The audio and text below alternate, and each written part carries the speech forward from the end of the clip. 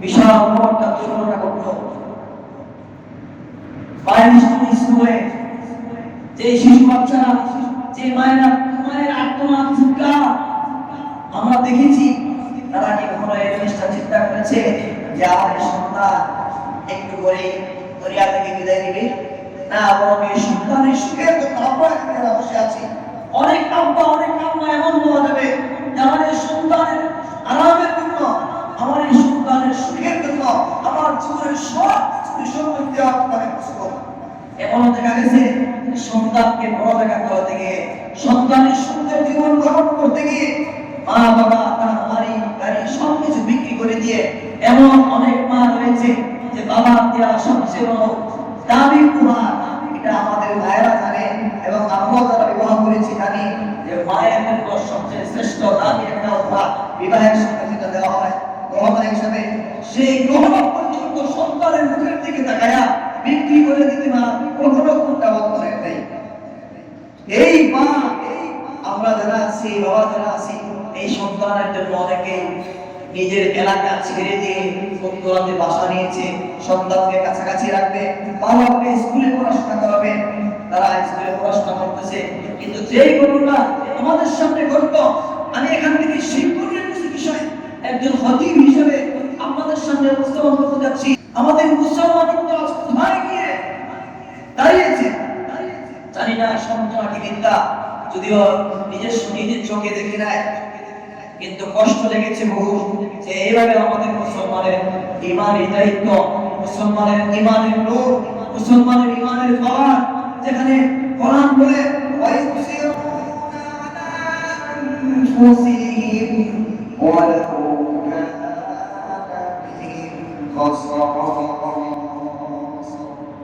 আল্লাহ কোরআন বলে মুসলমানের ইতিহাস দিকে তাকায় দেখে পানি পানি করে চিৎকার করা শুরু করে দিয়েছে।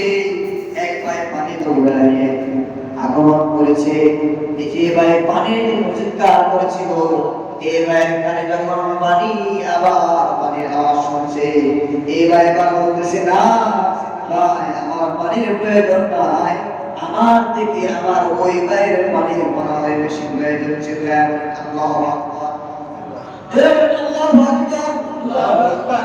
এবার যখন তার কাছে পানি নেওয়া হলো, এবার তার কানে আবারও পানি বলে আওয়াজ শোনা গেল। সেই পানিটা তোমরা হাদিস থেকে বলতেছি, এই পানিটা তোমরা আরেক ভাইয়ের কাছে নিয়ে যাওয়া হলো। ওই ভাইয়ের কাছে যখন আবার পানি পানি আওয়াজ আসলো, সাথে সাথে ওই ভাই পানি নিয়ে তারপরে ভাইয়ের কাছে চলে গেল। বলো ভাই আমার পানি প্রয়োজন নাই, আমার চেয়ে আমার ওই ভাইয়ের পানিটা আমার বেশি প্রয়োজন। সুবহানাল্লাহ। এই মুসলমানদের ইতিহাস এমন ছিল, মুসলমানরা একে অপরের জন্য সব সময় কল্যাণের দিকে আগায় থাকতো। আমার ভাই বিপদে পড়েছে, আমি চেষ্টা করবো তাকে উদ্ধার করার জন্য। আজকে আমার কি আমাদের আপনাদের কেমন কি যে হয়ে গেল, আমাদের সামনে আমাদের অনেক ভাই বিপদের সম্মুখীন হয়ে যায়, আমাদের বিপদ উদ্ধার করবো দূরের কথা, আমরা আপনাকে কায়দা মনে করে কৌশল মনে করে আমরা আমাদের নিজের বুঝি কালামকে একটা মাধ্যম বানায় ফিরে বলেন নাউজুবিল্লাহ। এবারে খেয়াল করে দেখেন আল্লাহ কোরআন বলে ওয়াইসতিরুন ফুসিহিম ওয়ালাউ কানা বিহিম খাসাস। এই আয়াতে শাম রাসূলের কথা বলা হয়েছে। আল্লাহ নবী সাহাবী রোজা রেখেছে, কি রেখেছে বলেন? রোজা রেখেছে, ইফতারি করার জন্য সারা দিন রাকাত করে ইফতারের সময় মানে কিছুই পাই নাই। এবার সারা দিন রোজা রাখার পরে শুধু পানি দিয়ে ইফতারি করেছে, পরের দিন আবার রোজা রাখার পরে শুধু পানি দিয়ে ইফতারি করেছে। এবারে পরের দিন আবার এই টাকাটা 3 দিন রাখছে, কয়দিন বলেন? কয়দিন রাখছে? 3 দিন টাকা দাও করে রেখেছে, পানি দিয়ে ইফতারি করার মতো কিছুই পাই নাই। এবার দ্বিতীয় দিন তার শরীরটা অনেক দুর্বল হয়ে গেছে। এক আনসার সাহাবী মুসাফা বিনিময় করার পরে বলতেছে আপনাকে অনেক ক্লান্ত দেখা যাচ্ছে কেন? সেবার বলতেছে আমি লাগাতার 3 দিন রোজা রেখেছি, আমার পেটে পানি দিতে দেওয়ার কোনো বেশি আমি ঢুকাইতে পারি নাই, শুধু পানি দিয়ে ইফতার করেছি। এবার আনসারী সাহাবী বলেন, তাকায় দেখেন কোথায় আমাদের বিবেক, কোথায় আমাদের ঈমানের পাওয়ার, আমাদের সাহাবায়ে কেরামদের ঈমানের পাওয়ার কেমন ছিল। এবার সে বলতেছে, আমি 3 দিন লাগাতার রোজা রেখেছি, পানি ব্যতীত আর কিছু ইফতারের কোনো উপায় নাই। আনসারী সাহাবী বলেন, আমার সাথে আপনি চলেন, আমি আজকে আপনাকে মেহমানদারি করব। ওই রোজাদার ভাইটিকে সে ঘরের দিকে নিয়ে চললো, যাওয়ার পরে বিবিকে বলতেছে, বিবি আমি আজকে একজন মেহমান নিয়ে আসছি, করে খাবারের মতো কিছু আছে কিনা একটু জানাও। সুবহানাল্লাহ। এবার বিবি বলতেছে, তো দেখেন আমাদের ঘরে যে পরিমাণ খাবার আছে এটা তো আমি আর আপনি দুইজনে মিলে খেতে পারবো না, হয়তো একজনের খাবারটাই আমরা দুইজনে মিলে খেতে হবে। আবার আমরা দুইজনে মিলে খাই তাহলে আমাদের সন্তান পাবে না, তো কি করা যায়? এবার স্বামী বললেন, তাহলে সন্তানকে বাচ্চাকে আগে আগে ঘুম পাড়ায় দাও, আর মেহমান যখন খাবার খেতে বসবে তখন তুমি খাবার শুরু করার পরে বাতি যে ঘরে আছে ওই বাতিটা নিবান, মানে ঠিক করার নিয়তে দিবা। তাই হলো মেহমান খাবার শুরু করে দিল। আমার বাবা আর স্ত্রী আনসারী সাহাবীর স্ত্রী কুফি বাতি ছিল, ওই বাতিটা ঠিক করার চলে বলে কৌশলে ওটা নিভা দিল। আর মেহমান ভাবলো যে আমার সাথে আমরা 3 জনে হয়তো বা আমরা 2 জনে খাবার খাইতেছি। এই খাবার শেষ হওয়ার পরে আনসারী সাহাবী আরামে ঘুমাইল। ফজরের নামাজ আল্লাহর নবী বিশ্বনবী সাল্লাল্লাহু আলাইহি ওয়াসাল্লাম বিশ্বনবী সাল্লাল্লাহু আলাইহি ওয়াসাল্লামের সাথে ফজরের জামাত শরীক হলেন। ফজরের জামাত শেষ করার পরে ওই রোজাদার সাহাবী ওই আনসারী সাহাবীর দিকে তাকায়া আল্লাহ রাসূল সাল্লাল্লাহু আলাইহি ওয়াসাল্লামের দিকে তাকায়া মুস্কি হাসিয়া করে, ও আনসারী সাহাবী ভাইরা, গতকাল রাতে যে দৃশ্য তুমি আর তোমার স্ত্রী করেছো এটা দেখে মহান আল্লাহ তাআলা মুগ্ধ হয়ে গেছেন। বলেন সুবহানাল্লাহ। আমরা সেই পুনরুজ্জীবিত ইতিহাস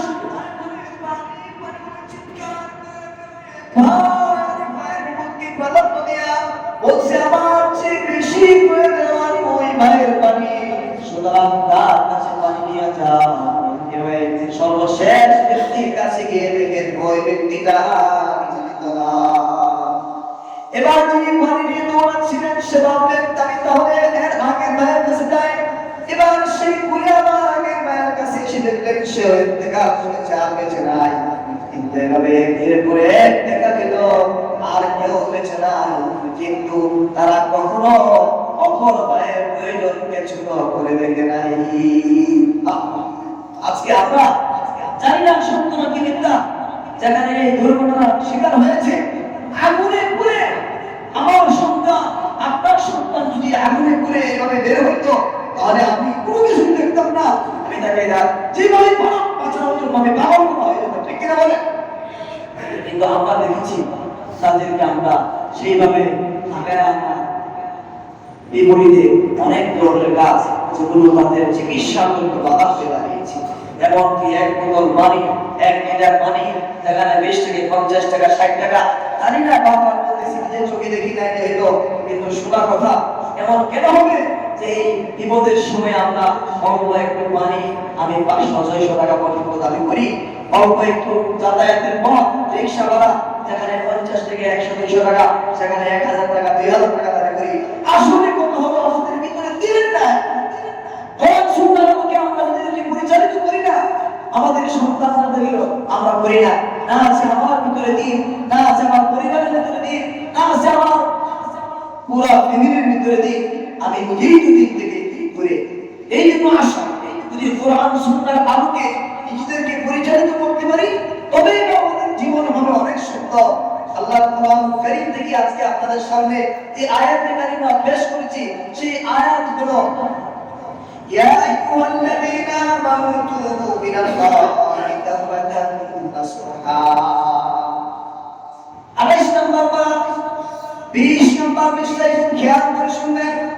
পৃথিবীর জমিনে এমন কেউ আছে কিনা কোরআন বলে না বলেন? এমন কেউ আছে? পৃথিবীর জমিনে এমন কাউকে পাওয়া যাবে না যদি কোরআন বলে না। তবে আল্লাহ হাবিব সাল্লাল্লাহু আলাইহি ওয়াসাল্লাম ইরশাদ ফরমান যে ওই প্রত্যেক বনি আদম গুনাহ করে কুল্লু বনি আদম খাতা ওয়া খায়রুল খাতাইনা আত-তাওয়াবিন। ভুল করে কিন্তু ভুল করে বলে স্থির থাকে না, বরং সে কি করে তোমার জন্য পাগল হয়ে যায়। সেই ভুল করে আল্লাহর কাছে অনেক প্রিয়। এই জন্য আমরা 20 নম্বর পৃষ্ঠায় সূরাতুত তাহরিম আল্লাহ রাব্বুল আলামিন ইরশাদ করেন, ইয়া আইয়ুহাল্লাযীনা আমানু তুবু ইলাল্লাহি তাওবাতান নাসুহা। এই যে আমরা জীবনের পর্যায়ে পর্যায়ে ধাপে ধাপে ভুল করতেছি, আমাদের ভুল হচ্ছে কিন্তু আমাদের অনুশোচনা আসে না। একবার কি তাকে দেখছি পরামর্শনার আলোকে আমি যদি গবেষণা করি, আমাদের যে আমরা গুনাহ করি, আমি গুনাহ করি, আপনি গুনাহ করেন, আমরা যারাই গুনাহ করি, এই বান্দা যে গুনাহ করে একটা গুনাহের কমপক্ষে 7 থেকে 8টা সাক্ষ্য দাঁড়াবে আসরের ময়দানে, সাক্ষী হয়ে যায়। এবার খেয়াল করে দেখেন, ও বান্দা তুমি যে গুনাহ করো, তোমার গুনাহের এক নাম্বারের সাক্ষী হলো আমার ভাইরা সবাই জ্ঞান করে শুনেন। যদি বুঝার নিয়তে আমলের নিয়তে শুনেন, তাহলে গুনাহ করার আগে অন্ততপক্ষে কলিজাটা কেঁপে উঠবে। আমরা ভাবি কি যদিও আমাদের ঈমান দুর্বল, কিন্তু একজন ঈমানদার পাওয়া যাবে কিনা জানি না। নামাজ পড়ে আর না পড়ে যদি আল্লাহকে গালি দেওয়া হয়, তাহলে সে ঘরে বসে থাকবে কিনা আমার জানা না, ঠিক না? যদি আল্লাহকে গালি দেওয়া হয়, আল্লাহ রাসূলকে গালি দেওয়া হয়, সে স্থির থাকতে পারে না। তার মানে হলো আল্লাহর ভালোবাসা, আল্লাহ রাসূলের ভালোবাসা, হাদিসের ভালোবাসা আমাদের কলিজায় ভরপুর হতে হবে। আলহামদুলিল্লাহ, আলহামদুলিল্লাহ। এবার কোরআন সুন্নাহর আলোকে আমরা যদি তাকাই, তাহলে খেয়াল করে দেখি যে আমরা যখন গুনাহ করি, আমাদের একটা গুনাহের কমপক্ষে 8টা সাক্ষী, কয়টা সাক্ষী দাঁড়ায়? 8টা সাক্ষী দাঁড়ায়। এবারে খেয়াল করে দেখেন, আল্লাহ কোরআন থেকে বলতেছি, কোরআন কারীম বলে ইয়াউমাইদিন তুহাদ্দিসু আখবারাহা। গুনাহ যে করবো অন্যায়, একটু খেয়াল করে শুনেন। আমি যেই জমিনে দাঁড়ায় গুনাহ করবো, যেই জমিনে দাঁড়ায় গুনাহ করতেছি, সেই জমিন হাসরের ময়দানে আমার বিরুদ্ধে সাক্ষ্য হয়ে দাঁড়াবে। আলহামদুলিল্লাহ। জমিন, যেই জমিনে দাঁড়ায় গুনাহ করবো, সেখানে এই জমিন দাঁড়ায় আমার বিরুদ্ধে সাক্ষ্য দিবে। এই যে আল্লাহ ঘোষণা করেন, পৃথিবীর মানুষেরা তোমাদের যদি আমার কোনো পাওয়ার ক্ষমতা থাকে, তোমাদের যদি আমার কোনো সামর্থ্য থাকে, শক্তি থাকে, যদি গুনাহ করতে মন চায়, তাহলে আমার জমিন ছেড়ে তুমি অন্য কোথায় পালিয়ে যাও আর সেখানে গিয়ে গুনাহ করো। ইয়া মাশারাল জিন্নি ওয়াল ইনসি ইসতাতাতুম আন তানফুযু মিন aqtaris samawati wal ardi fanfuduna tanfuduna illa bisultan.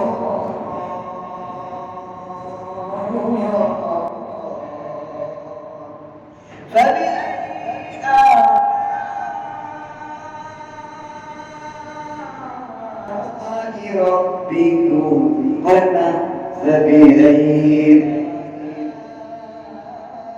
ربكما تكذبان। আল্লাহ সেই জমিনে দাঁড়ায় গুনাহ করবো, ওই জমিন যেহেতু তোমার বিরুদ্ধে সাক্ষ্য হয়ে দাঁড়াবে। তোমার যদি এমন কোথাও জায়গা থাকে, ও জিন এবং মানুষেরা, আমি আল্লাহর জমিন ছেড়ে অন্য কোথাও যদি তোমার সমর্থ শক্তি থাকে, সেখানে চলে যাও। তেমন কোনো জায়গা আছে? আমাদের কোনো জায়গা নেই। এই জন্য গুনাহ করা খবরদার। যে জমিনে গুনাহ করবো, 1 নাম্বার এই জমিন আমার বিরুদ্ধে সাক্ষ্য হয়ে দাঁড়াবে। এবারে 2 নাম্বার, অর্থাৎ যে গুনাহ করে গুনাহের 2 নাম্বার সাক্ষ্য হলো আল্লাহ রাব্বুল আলামিন কোরআন কারীমে সবচেয়ে প্রসিদ্ধ সূরা সূরাতুল ইয়াসিন বলেন, আল ইয়াউমা নাখতিমু আলা আফওয়াহিহিম ওয়া তুকাল্লিমুনা আইদিহিম ওয়া তাশহাদু আরজুলুহুম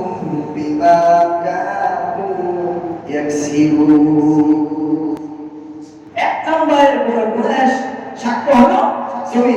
একটু খেয়াল করে শুনেন, তাহলে আমি আপনি গুনাহ করার সময় অন্তত কেঁপে উঠবে যে আমি এত শান্তিকে রেখে কিভাবে গুনাহ করতে যাই। এক নম্বর কি? জমি। দুই নম্বর সাক্ষ্য হলো আমি এই হাত দিয়ে গুনাহ করব, এই হাত আমার বিরুদ্ধে সাক্ষ্য দিবে।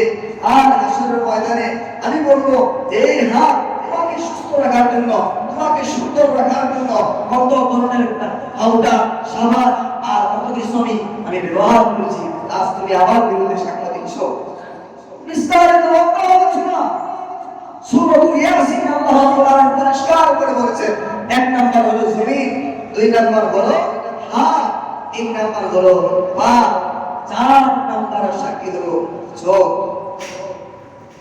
এই কথা আল্লাহ রাব্বুল আলামিন কোরআন কারীমের 24 নম্বর পারা আল্লাহ রাব্বুল আলামিন বলেন, হাত্তা ইযা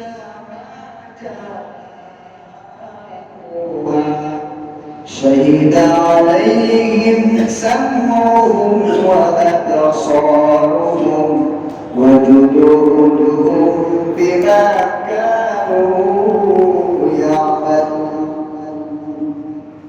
আল্লাহ জায়গা কোথায়?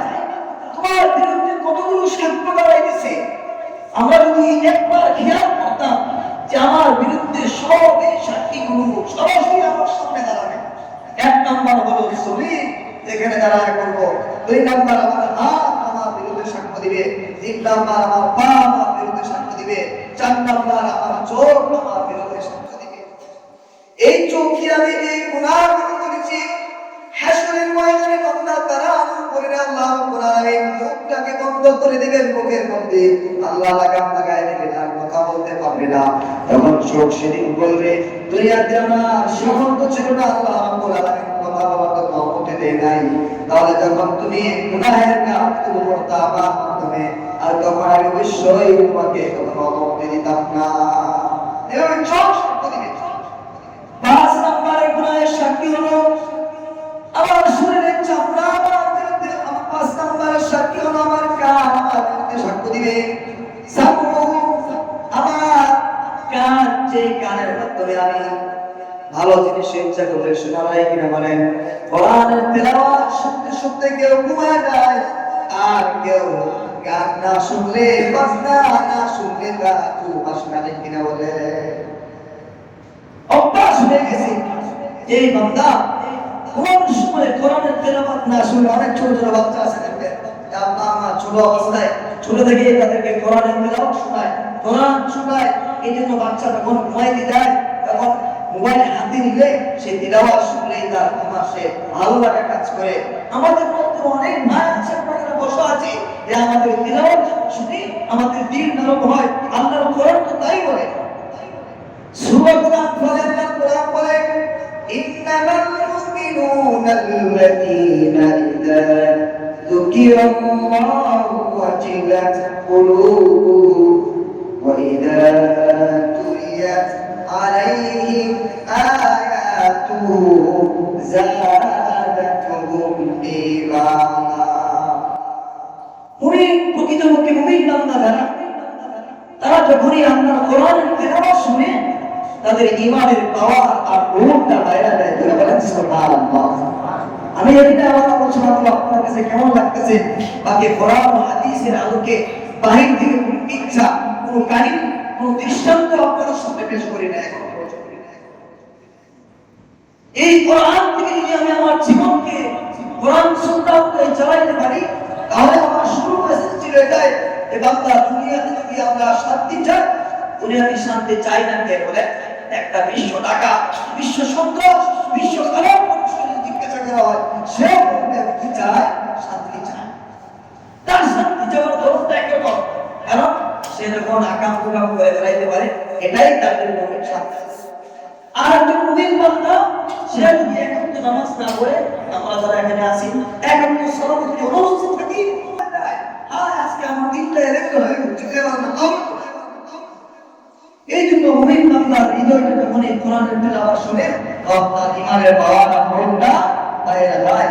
আল্লাহ কোরআন কিন্তু এটাই বলে, ইন্নামাল মুমিনুন আল্লাযীনা ইযা যুকিরাল্লাহ وجلت قلوبهم وإذا تليت عليهم آياته زادتهم إيمانا وعلى ربهم يتوكلون এই মুমিন বান্দারা যখন কোরআনের তেলাওয়াত শুনে তখন আল্লাহর জিকির শুনে আল্লাহর নাম তাদের কানে ঢোকে আল্লাহু আকবার আল্লাহু আকবার যখন এই মসজিদ থেকে আওয়াজ আসে তখন সে আর কাজ করতে পারে না বসে গেলে তখন সে আল্লাহকে হাজিরা দেওয়ার জন্য আল্লাহর কাছে আল্লাহর ঘরে এসে অথবা সে যেখানেই থাকে সেখানেই আল্লাহ তাকে সাড়া দিয়ে দেয় বলেন সুবহানাল্লাহ এই জন্য আমার ভাইরা কোরআন হাদিসের আলোকে আমি যদি শান্তি চাই আমার পরিবারে যদি শান্তি আনতে চাই আমার সন্তান যদি সুখের হোক আমার সন্তান আমার জন্য কল্যাণকর হোক তাহলে এটা কোরআন ও সুন্নাহর আলোকে ব্যতীত সম্ভব হয় না এই জন্য আমি যদি ভালো কিছু করতে চাই আমাকে কোরআনের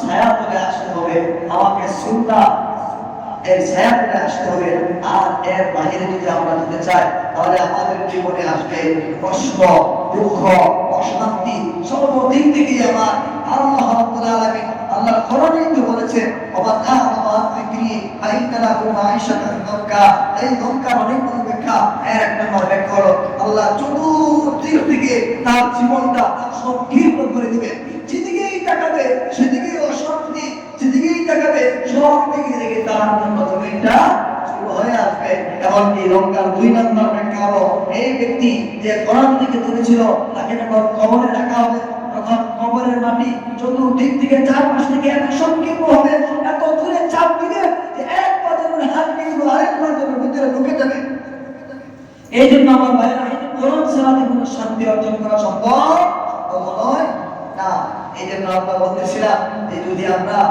গুনাহ জানা করি এই গুনাহের অনেকগুলো সাক্ষ্য আমার বিরুদ্ধে দাঁড়াবে এর মধ্যে অন্যতম সাক্ষ্য আমরা বলতেছিলাম যে চোখ এবং কান আর আমরা খেয়াল করে দেখি এক নম্বরের সাক্ষ্য হলো যে জমিনে দাঁড়ায় বলবো সেই জমিন আমার বিরুদ্ধে সাক্ষ্য দেবে 2 নম্বরের সাক্ষ্য হলো হাত আমার বিরুদ্ধে সাক্ষ্য দিবে 3 নম্বরের সাক্ষ্য হলো আমার পা আমার বিরুদ্ধে সাক্ষ্য দিবে 4 নম্বর আমার চোখ আমার বিরুদ্ধে সাক্ষ্য দিবে 5 নম্বর আমার কান আমার বিরুদ্ধে সাক্ষ্য দিবে এরপরে সাক্ষ্য হলো আমার চামড়া আমার শরীরের চামড়া আমার বিরুদ্ধে সাক্ষ্য দিবে একটা কথা আমি বানায় বলে আল্লাহ কোরআন এটাই বলে হাত্তা ইযা রাজা শাহিদা আলাইহিম সামউহুম ওয়া আবসারুহুম ওয়া জুলুদুহুম বিমা কানু ইয়ামালুন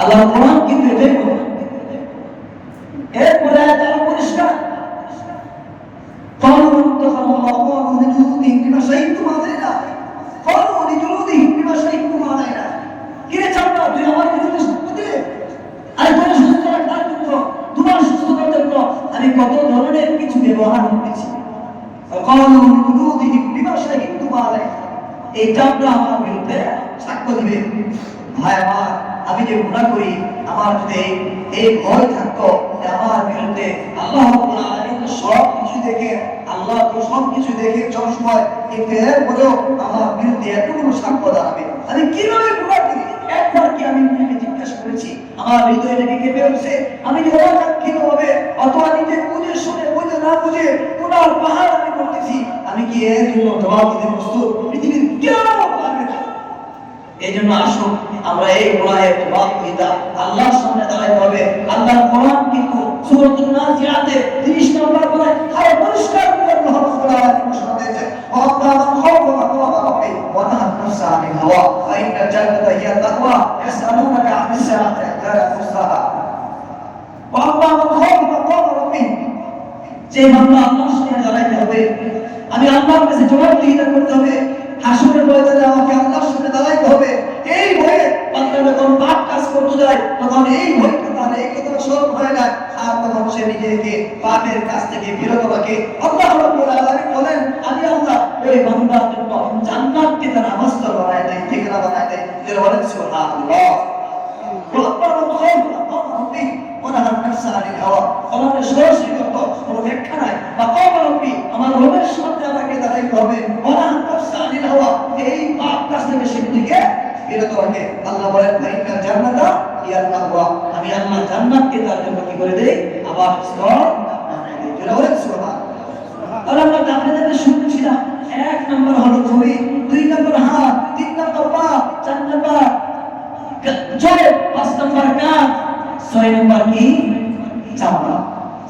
7 নম্বরের সাক্ষ্য খেয়াল করে দেখেন, আমি আপনি যে গুনাহ করি দুনিয়াতে আমার আপনার সাথে সাথে দুইজন ফেরেশতা আছে কিনা বলে, দুইজন ফেরেশতা আছে কিনা একটু কথা বলে। কষ্ট হচ্ছে আপনাদের না, একটু কথা বলে। দুইজন ফেরেশতা আছে কিনা? আল্লাহ কোরআন 30 নম্বরে বলেন কিরামান কাতিবিনা ইয়ালামুনা মা তাফআলুন। খবর চমৎকার করে বলেছে, দুই কাজে দুই ফেরেশতা আমার আপনার সমস্ত কর্ম রেকর্ড করতেছে, দেখি তো লিপিবদ্ধ করতেছে। এই জন্য আমি যদি গুনাহ করি আমার ভয় থাকা উচিত। 6 নম্বর 7 নম্বর আল্লাহ রাব্বুল আলামিন সবার প্রতি আমলনামা পেশ করবেন। এই আমলনামা থেকে আল্লাহ রাব্বুল আলামিন 15 নম্বর পারায় সূরাতুল কাহফে বিস্তারিত বিবরণ দিয়েছেন। ووضع الكتاب فترى المجرمين مشفقين مما فيه ويقولون يا ويلتنا ما لهذا الكتاب لا يغادر صغيرة ولا كبيرة إلا أحصاها ووضع الكتاب প্রত্যেকের নামে একটা কিতাব আছে, ফাইল আছে, পুরো জীবনের ফাইল, পুরো জীবনের সব কিছু এটার মধ্যে লিখিত লিপিবদ্ধ করা হচ্ছে। যখন দেওয়া হবে ফাতারাল মুজরিমিন মুশফিকিন, যারা পাপাচারী, যারা মুশরিক, যারা গুনাহগার, ওয়ায়াকুলুন ইয়া ওয়াইলাতানা মা লিহাযাল কিতাব, সে বলবে আল্লাহ এটা কেমন কিতাব, মা লিহাযাল কিতাব লা ইউগাদিরু সগীরা, এই কিতাবের মধ্যে তো আমি দেখতেছি যে আমার জীবনের সকল একেবারে ছোট থেকে ছোট এমন কোন বিষয় নাই যে বিষয়টা এখানে বাদ পড়ছে, বলতে করা হয় না। লা ইউগাদিরু সগীরা ওয়ালা কাবীরাতা, ছোট হোক বড় হোক আমার জীবনের কোনো কিছু এখানে বাদ পড়ে নাই, সব এখানে লিখিত আকারে লিপিবদ্ধ আছে। ইল্লা সাহা, তখন সে শুধু আফসোস করবে, আজকে হায় আফসোস, হায় দুঃখ, আজকে আমার জন্য আফসোস ছাড়া আর কিছুই করার নাই। তবে খেয়াল করে দেখেন কোরআনে আরো বিস্তারিত ব্যাখ্যা করে বলা হয়েছে, গুনাহগারকে যখন তার আমলনামা তার হাতে দেওয়া হবে, স্বাভাবিকভাবে দেওয়া হবে না, অস্বাভাবিকভাবে খুব কঠিনভাবে তার হাতে দেওয়া হবে। গুনাহগার যখন চাইবে যে আল্লাহ দিন আমার আমলনামা, আল্লাহ কোরআন 30 নম্বর আয়াত সূরাতুল হাক্কা পরিষ্কার করে ইরশাদ করেছেন, আম্মা মান উতিয়া কিতাবাহু বিশিমালি, তাদেরকে আমলনামা হাতে দেওয়া হবে। কিভাবে দেওয়া হবে? যে তার বাম হাতটা পিছন থেকে নিয়ে তার বুকটা ছিদ্র করে, কলিজা ছিদ্র করে তার বাম হাতটা সামনের দিকে আগায় দিবে। নাউযুবিল্লাহি মিন যালিক, এত কঠিন ভাবে তার কাছে আমলনামা দেওয়া হবে। চিৎকার করছে, আম্মা মান উতিয়া কিতাবাহু বিশিমালি ফায়াকুলু ইয়া লাইতানি লাম উতা কিতাবিয়া, চিৎকার করে বলবে আল্লাহ আজকে যদি আমাকে আমলনামা না দেওয়া হতো, লাম উতা কিতাবিয়া ওয়ালা আদরি মা হিসাব, যদি আমার হিসাব না নেওয়া হতো, যদি আমার হিসাব না নেওয়া হতো, ওয়ালা আদরি মা হিসাবিয়া ইয়া লাইতাহা কানাতিল গাওয়া মা আদরি মা লিয়া, আজকে আমার মান সম্পদ দৌলত আমার ক্ষমতা আমার সামর্থ্য আমার শক্তি কোনো কিছুই তো আজকে আমার কাছে আসতেছে না। ওয়ালা আদরি মা হিসাবিয়া ইয়া লাইতাহা কানাতিল গাওয়া মা আদরি মা লিয়া হালাকা আননি সুলতানিয়া। ও বাদশাহ, হে মোহাম্মদ সারা, ও জাতিরাজ, আজকে তোমরা কোথায় যাইবা? মারা যাওয়ার মতো কোনো ক্ষমতা নাই। তখন রাজা মহারাজা যারা কোরআন সুন্নাহর আলোকে ছিল, তারা জুলুম করেছিল, তারা সবাই নিজেরাই করবে হালাকা আননি সুলতানিয়া। আল্লাহ বলবেন আল মুলক লিমানিল মুলকু লিয়াও, পালানোর রাস্তা আছে কোথাও? বলবেন না, বলবো আজকের দিন কার? আল্লাহ জিজ্ঞাসা করবে রাগান্বিত সুরে, লিমানিল মুলকু লিয়াও, আজকে রাজত্ব কার? পৃথিবীর সমস্ত রাজা মহারাজারা সবাই বলবে লিল্লাহিল ওয়াহিদিল কাহ্হার, চিল্লায়ে বলেন আল্লাহু আকবার। সেই একমাত্র আল্লাহ মাত্র। এই জন্য আমার ভাইয়েরা, যাওয়ার মতো কোনো জায়গা আমাদের নাই। আল্লাহ রাব্বুল ইজ্জত ওয়াল জালাল আমাদেরকে এই কথাগুলো বলেছি, এগুলো অন্ততপক্ষে নিজের দিনের ভিতরে নিজের ভিতরে গেঁথে রেখে যখনই আমি গুনাহ করব, আমার এই আলোচনা আমার ভাই আপনারও শরম হয়, আমারও যেন শরম হয়। অন্ততপক্ষে যখনই গুনাহ করতে যাব, আমি যদি এই বিষয়গুলো স্মরণ করি, না পৃথিবীর সমস্ত চোখকে ফাঁকি দেওয়া যায়, কিন্তু আমার আল্লাহ রাব্বুল আলামিনের চোখকে ফাঁকি দেওয়া যায় না। হ্যাঁ, আমরা তো গুনাহ কিছু অংশ বাবাই বাবা, আপু নামাজে যাও, ছেলে আমাকে বলতেছে আপু নামাজে চলো, সালাতে চলো, বাবা সন্তানকে বাবা বলে বয়স কি হোক বয়স, আমার কথা আমি বলতেছি বয়স হোক, বয়স হোক মানে কি দাড়ি গরু পাকো, মোটামুটি একটা পর্যায়ে আসো, তখন আমি মসজিদে যাবো। আমার ভাই, আল্লাহ কাকে কখন নিয়ে যায় এটা কিন্তু কোনো গ্যারান্টি নাই। এই জন্য কাল পর না, এটা আমাদের শয়তানের সবচেয়ে বড় পাপ। এই শয়তান আমাদেরকে এই ওয়াসওয়াসাকে করে বানায় দেয়, এই আমাদের মাধ্যমে গুনাহ করায়। আজ না হোক কাল, আজ না হোক কাল, আমি শুরু করব করতে করতে আমার জীবনে হঠাৎ করে অন্ধকার চলে আসে। দুনিয়ার পিছনে আমরা এমনভাবে দৌড়াই যে দুনিয়া সব হয়ে গেল। এই জন্য যে সুখী কৃষকের গল্প বলা হয়েছে, যে তাকে বলা তুমি সকাল থেকে যতদূর পর্যন্ত যাইতে পারবা পুরা জমিনটা তোমার। আলোচনা শেষ করতে আসতেছে বিদায়, আপনাদেরকে 3-4 গুলো উপমা দিয়ে বোঝানোর চেষ্টা করে যাচ্ছি। এতক্ষণ কোরআন হাদিসের আলোকে যেগুলো বললাম, সে দৌড়াচ্ছে কেন?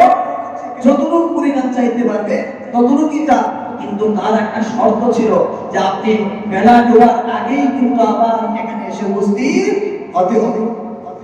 তার কিন্তু সেই পিছনের কথা মনে নাই, মনে থাকলেও মনে আছে, কিন্তু তার তৃষ্ণা এত বেশি যে আমার আরো লাগবে। দৌড়াইতে সামনেই যাচ্ছে, অনেক দূর সে গিয়েছে, কিন্তু যখনই তার স্মরণ হইল আমাকে তো এই পুরো অংশের মালিক হওয়ার জন্য আমাকে আমার পিছনে গিয়ে হাজিরা দিতে উপস্থিত হতে হবে। এবার সে পিছন দিকে ব্রেক করে এই তো সেই দৌড়, কিন্তু দৌড়াইতে তার সারাদিন দৌড়ানোর কারণে শরীর ক্লান্ত হয়েছে, অনেক কষ্ট হয়েছে। এবার সে চাইতে পারতেছে না, বেলার দিকে তাকায় থেকে শরীর লাল হয়ে আসতেছে। এখন তো সে পেরেশান হয়ে গেছে, এক হলো শারীরিক শক্তি তার শেষ হয়ে যাচ্ছে, আরেক হলো তার সময় নাই, আরেক হলো মানসিক পেরেশানি মানুষের জীবনে একটা সুস্থ মানুষকে অসুস্থ করে ফেলে। পেরেশানি এমন একটা রূপ, সুস্থ মানুষ সে অসুস্থ হইতে সময় লাগে না। এবার তো সে ভেঙে পড়েছে, হামাগুড়ি দিয়েও সে কাছাকাছিও বসতে পারে না। মেরে ভাই, আল্লাহ রাব্বুল আলামিন আমাকে আপনাকে যে হায়াত দিয়েছে, এই হায়াতকে যদি আমি দামি বানাইতে চাই, তাহলে দুনিয়ার পিছনে এইভাবে নয়, আমাকে ওই দিন পিছনে ইন্না লিল্লাহি ওয়া ইন্না ইলাইহি বলেন না আমার সাথে, একটু মনে হচ্ছে আপনাদের কষ্ট হচ্ছে, বলেন না আমার সাথে ইন্না লিল্লাহি ওয়া ইন্না ইলাইহি রাজিউন। আল্লাহ হাসিবতুম আন্নামা খালাকনাকুম আবাসা ওয়া আন্নাকুম ইলাইনা লা তুরজাউন। রোসা ছাড় দেওয়া না, অনর্থক বানাই নাই, ওয়া আন্নাকুম ইলাইনা লা তুরজাউন, আমার কাছেই তোমাকে ফিরে আসতে হবে। এই জন্য আমার প্রিয় মুসল্লিয়ানে কেরাম, আমার পক্ষ থেকে আপনাদেরকে যে আলোচনা কোরআন থেকে করলাম, আল্লাহ যেন আমাদেরকে আমাদের এবং আমরা যেন গুনাহ করতে গেলে অন্তত এই বিষয়গুলো স্মরণ হয়। এই জন্য আমার সাথে একটু আমার সাথে বলেন, তাকরার করেন। গুনাহের 1 নাম্বার সাক্ষী কি বলেন? গুনাহের 1 নাম্বার সাক্ষী কারো কি মনে নাই? পরে এতক্ষণ শুধু গভীর মনোযোগ দিয়ে কবরস্থানে ওয়াজ করলাম আমি। 1 নাম্বার সাক্ষী কি বলেন? জমিন। যে জায়গায় দাঁড়ায় আমরা করব সেই জমিন আমার বিরুদ্ধে সাক্ষী দেবে। 1 নাম্বার হলো কি? জমিন। 2 নাম্বার হাত, মাশাআল্লাহ, আলহামদুলিল্লাহ। 3 নাম্বার পা, জমিন, হাত, পা। বলেন 4 নাম্বার জোর, 5 নাম্বার কান, 6 নাম্বার চামড়া, 7 নাম্বার আল্লাহ রাব্বুল আলামিন এর পক্ষ থেকে 2 ফেরেশতা, 8 নাম্বার এই আমল নামার কথা বলা হয়েছে। ও দিয়ান কিতাব আলাল কারীম মুশফিকিন আল্লাহুম্মা ওয়াফফিকনা লিল আমাল। সকলে বলি আমিন।